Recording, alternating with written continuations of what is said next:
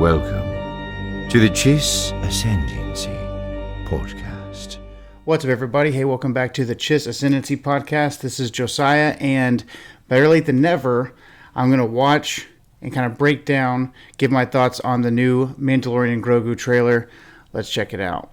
So you know the rules. If you're new to the podcast or new to the show, basically I'll do it one whole watch through, and then we'll go back to the beginning, break it down as I see it. That way, whether you're a lifelong Star Wars fan or you're new to the fandom or you're just a friend of mine, do me a favor watching this video because I asked you to.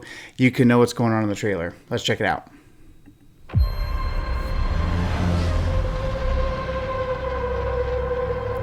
Razor Crest is back. I like that.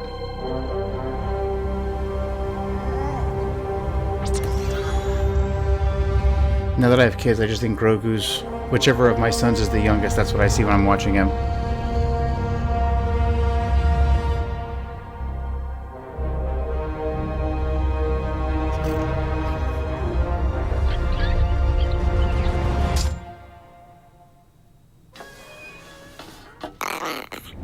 Sigourney Weaver is in Star Wars now, which is interesting. I don't know how I feel about that just yet.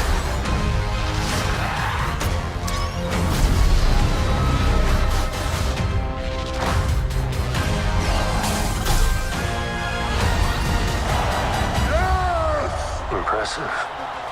Cool.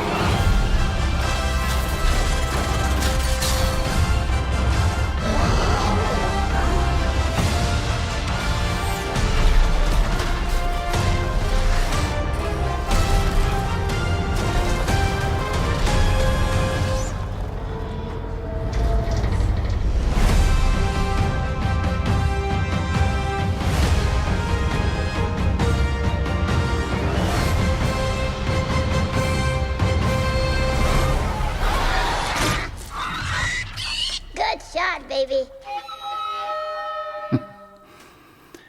Okay, so let's take it back all the way to the beginning, and then we'll break it down as we go and go from there. So we're on some beach planet, and first thing I noticed is obviously the Razor Crest is back. For those of you who are toy collectors, obviously several years ago we did a HasLab where we crowdfunded for a Razor Crest in the Heritage the Vintage Collection scale for 3 3/4 inches.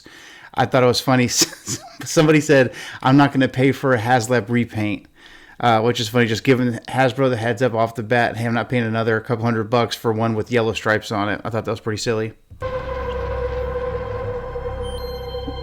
Now, my understanding is basically Mando and Grogu are working for the New Republic at this point.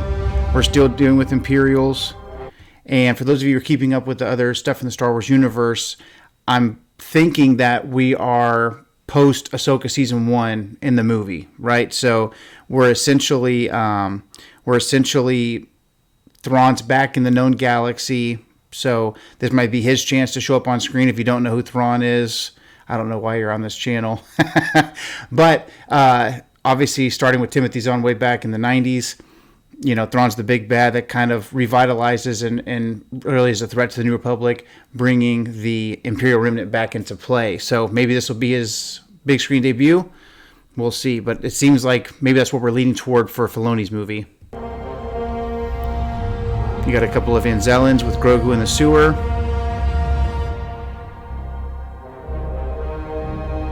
Again, here's Sigourney Weaver. Looks like they're on the same planet that Zeb meets Mando on back in season 3.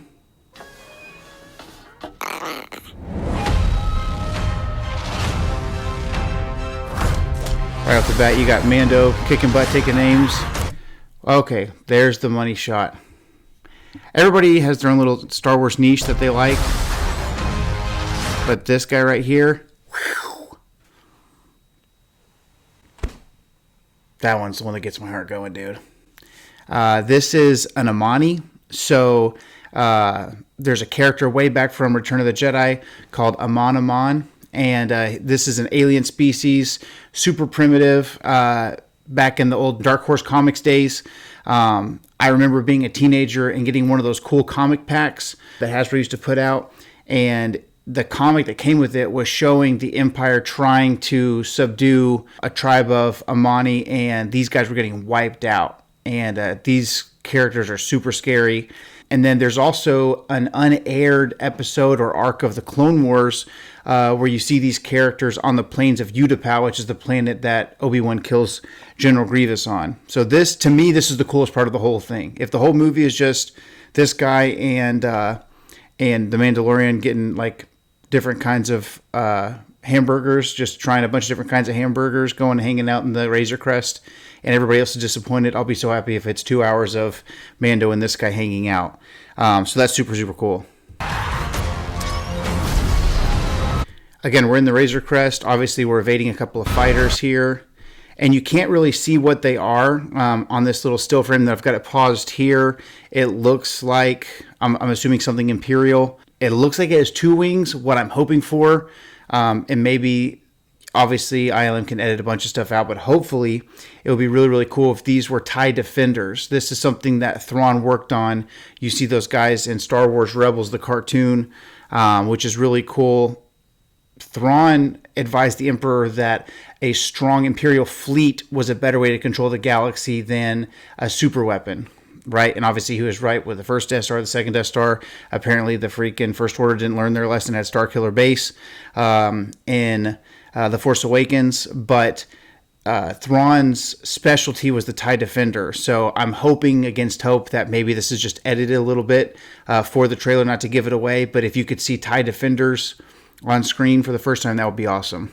In real live action, we see them in Rebels, but in live action would be really sweet. We're in the sewer somewhere, and then obviously here's a great other shot. So if you watch Mandalorian season 3, this is Garazeb Aurelios, Zeb for short. For those of you who are new or don't know, the depth of Star Wars fandom, again, going back and watching Rebels sets you up for so much success going into Ahsoka Season 1, Ahsoka Season 2, the Mandalorian movie. Zeb is a Lasat. He's a rebel warrior. Super, super cool guy, and he has a cool voice. So it's exciting to see him on screen doing his thing.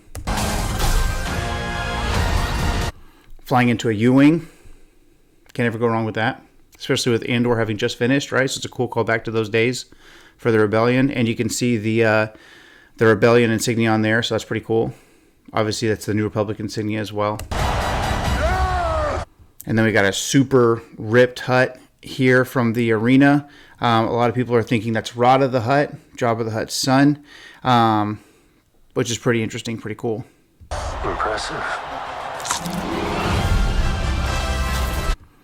Cool droids here. Now you see on this back door right here, this back big gate, that is the Hutt cartel symbol. So we know maybe we're on Nal Hutta or something of that effect. These big droids remind me of from the first Iron Man. They're like, Tony Stark made this in a cave. Tony Stark was able to build this in a cave with a box of scraps. That's what that looks like to me. We got the long beam rifle, the pulse rifle back. So I don't know how that works. I don't know how I feel about Razor Crest and the pulse rifle being destroyed in Mando Season 2, and now all of a sudden they're back. Maybe this is a flashback. Hopefully, I know that it's asking a lot, but I am one of those guys that I want an explanation if that's going to just be back, because we never saw one before. Next thing you know, in the first couple of episodes of Mando Season 1, he's just like disintegrating these Jawas. Now it's all of a sudden it's back. So it seems like a rare item. Figure out why we get it back. Now this is super cool. So we're back in the gladiatorial arena. Now what this guy is pretty cool. This is you see this alien first on the Dejaric or hollow chest table in the Millennium Falcon all the way back in A New Hope. I'm going to read this so I don't butcher the name, but this is a Mantilian Savrip. Which is pretty cool. So you see, this is the guy that R2 pisses off Chewie with. R2.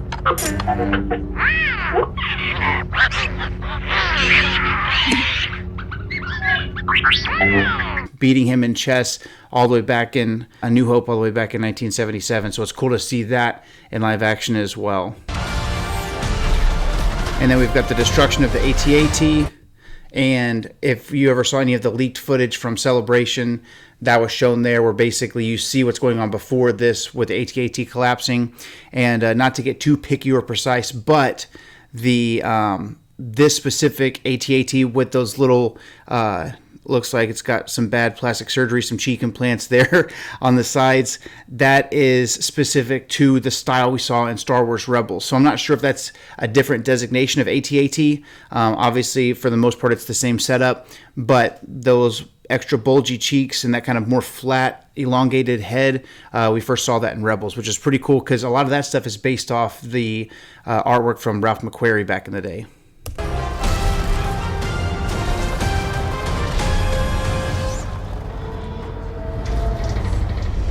So that's pretty awesome. Then we get the title scene. Everything looks like a very old school Western style, which is awesome.